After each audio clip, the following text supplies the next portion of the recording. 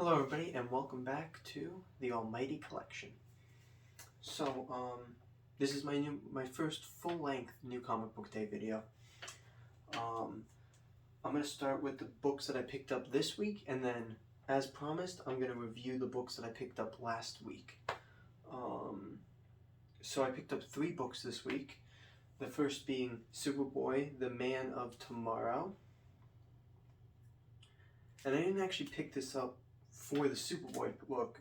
I picked it up for the backup story. There's a Green Lantern backup story in this book, in case you were unaware. It's Green Lantern Light at the End of Forever, which is one of the books from the DC Round Robin vote. If you don't remember what that was, there was a little tournament of fan vote to decide what book would end up being published.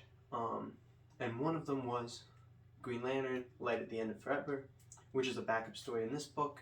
And as a big Green Lantern fan, I felt the need to pick this up for that backup story.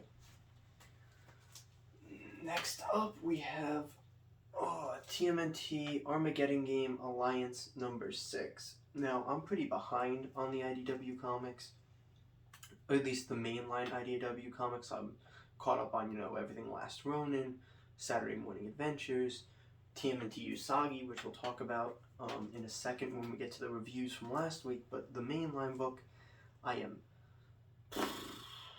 100 issues behind, something like that.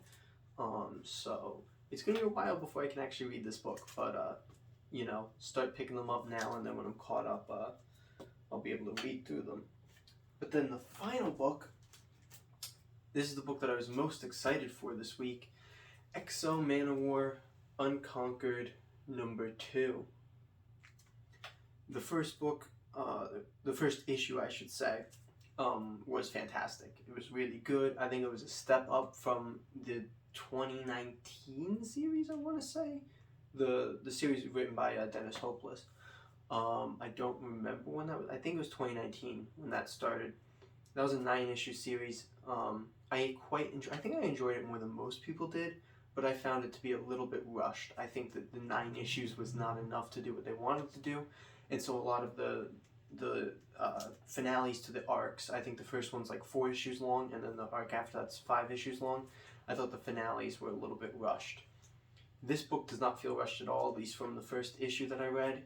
I think they're getting more time, they're not as worried about how many issues they have, and they're setting up some really cool stuff. I'm very excited to read this issue. I'll be doing a review on it in next week's New Comic Book Day video.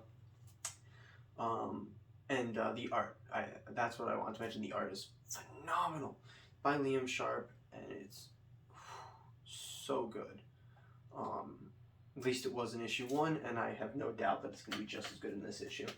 So those were the 3 books that I picked up this week. Without further ado, let's get to the 2 books that I'm going to be reviewing from last week. First up, we have Tmnt Usagi, Where When. This is by Stan Sakai, and it was good. It was a lot of setup, and yeah, it was a lot of setup. I think that's really the main thing that I'll say about it, is that it had a lot of setup in it. I do really like Stan Sakai's art. I think that the way he lays out pages and panels are really good. I really like the way that he draws the turtles. Here's a good example of it. I don't know how well you can see that, but that's a really good example of how well he draws the turtles. This issue was basically kind of split in half.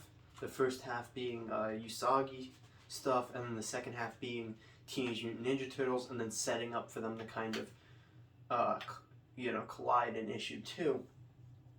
And I do think that hurt the issue a little bit, is that, it was 2 separate stories, and the Usagi half was much stronger, and then the TMNT half was on the back end. And as a TMNT fan, usually I'd be excited for that, but I felt the TMNT half was a little weak.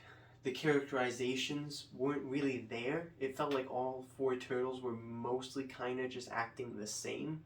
I couldn't really be like, oh, there's Leo's personality, and there's Donnie's personality, and there's Mikey's personality, and there's Raphael's personality. It was very much like, they're all talking about pizza, they're all, being turtles. Maybe Mikey was a little bit more so, but even then Mikey had some lines that felt like you know, he kind of was acting like the more serious one, and somebody else would make a joke out of it, so it felt a little off.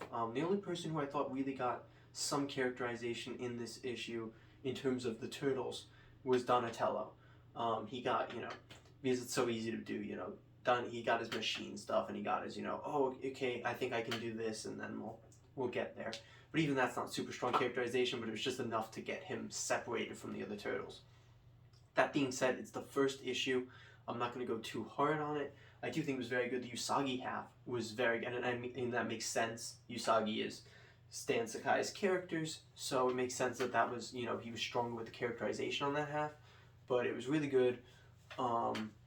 Overall, I think the issue was good. I recommend it to you. I absolutely recommend it to you if you're a Usagi fan. I recommend it if you're a Turtles fan. If you're not a Turtles or Usagi fan, I don't think this is the book to try out either of them. I don't think this is the book to be like, yeah, this is just a cool book for absolutely anybody. At least just from the first issue. That might change, but from this issue, I'm gonna say it's a good book. It's not a great book yet. It has the potential to get there.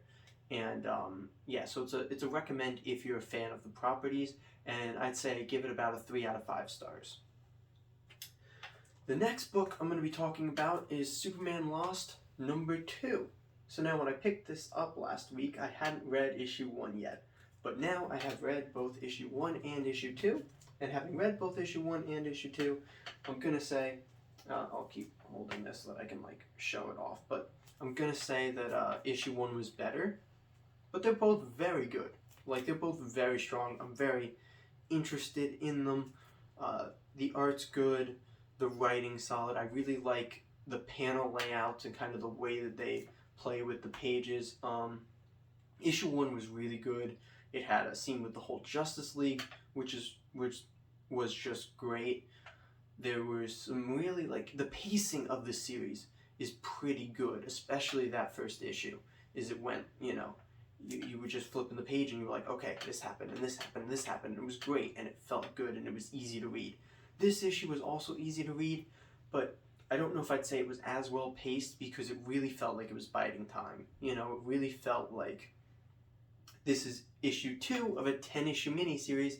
We're going to start here, we want to get here, but we don't want to do too much because we have 8 more issues in this miniseries. You know, this issue really does not stand on its own. That being said, it's still good as a piece of a larger puzzle, but it felt a little slow. It felt a little bit, you know, like, okay, we're doing really cool stuff, and you know, I think it was helped by some of the alien characters that we meet in this issue. I don't want to go too spoiler heavy in case, you know, you're going to read it, because I do recommend this series, especially because issue 1 was so good. But yeah, I don't think that it was the best in terms of pacing. That being said, there's cool stuff in here. The suit and the equipment that's revealed in the final page of this issue looks really cool, and I'm excited to see it used probably in the rest of the series, but definitely, you know, at least for a little bit in the series. It's good, is the point that I'm making, but it's just, I feel like this is going to be one of the more forgettable issues once we have the whole puzzle. That being said, I still highly recommend the series, and I'd still give it, I think, a 3 out of 5 stars as well. So, yeah, that's, you know, April 19th, New Comic Book Day. Please, you know, subscribe to the Almighty Collection if you want to see weekly New Comic Book Day videos. And, you know, let me know what you picked up this week in the comment section below. Okay, I'll see you all next time.